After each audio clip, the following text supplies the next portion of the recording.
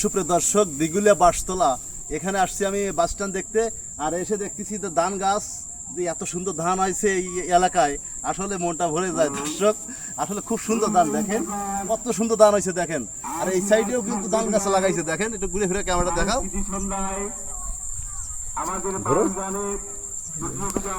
আসলে দর্শক, এলাকায় কিন্তু এবছর ধান খুব ভালো। আর এখানে দেখতেই পাচ্ছেন আমাদের একটা মাসিমা। মাসিমা, এখানে ধান কি প্রতি বছর লাগান? ধান কেমন হয় ক্যামেরা দিয়ে আগে নিয়ে আসো।